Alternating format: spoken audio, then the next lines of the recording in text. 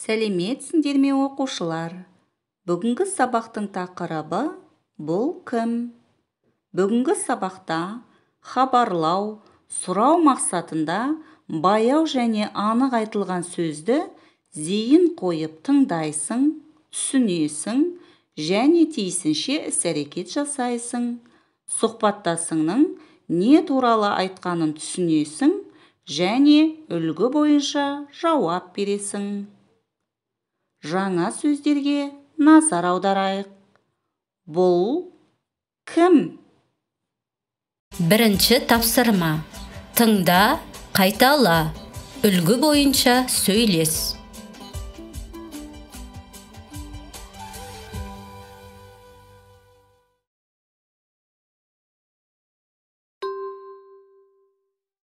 Ата, әже, мұғалім, оқушы. Бұл кім? Бұл ата.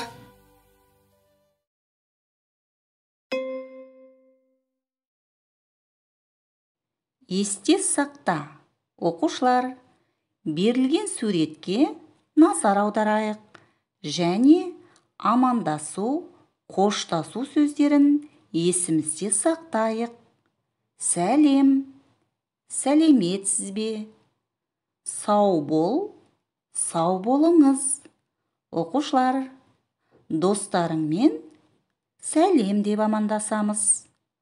Жасы үлкен кісілермен сәлеметсіз бе деп амандасамыз.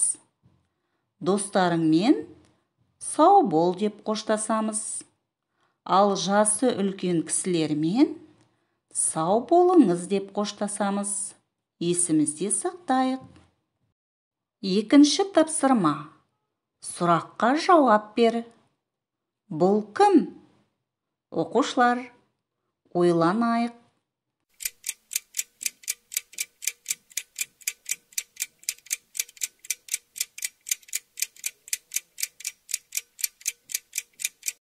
Сұраққа қалай жауап бердік?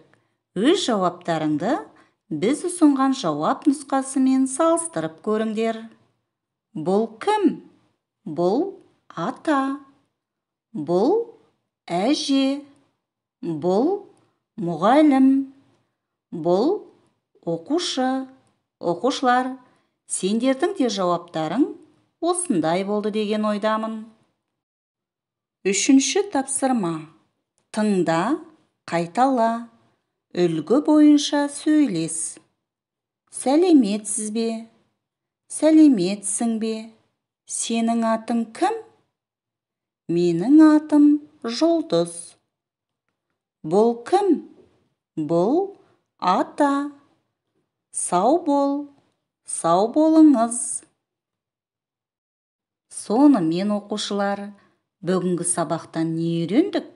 Хабарлау, сұрау мақсатында баяу және анық айтылған сөзді зейін қойып тыңдадың, түсіндің және тиісінше іс-әрекет жасадың. Сұхбаттасыңның не туралы айтқанын түсіндің және үлгі бойынша жауап бердің. Енді бүгінгі сабағымызға бас бармақ тәсілі арқылы кері байланыс жасайық. Сендерге барлық тапсырма түсінікті болды деген ойдамын. Үйде бірінші жұмыс дәптерінің 4-ші бетіндегі бірінші, екінші тапсырманы жазбаша орындаймыз. Жаңа сөздерді жаттаймыз. Оқушылар, сабақ аяқталды. Сау болыңдар.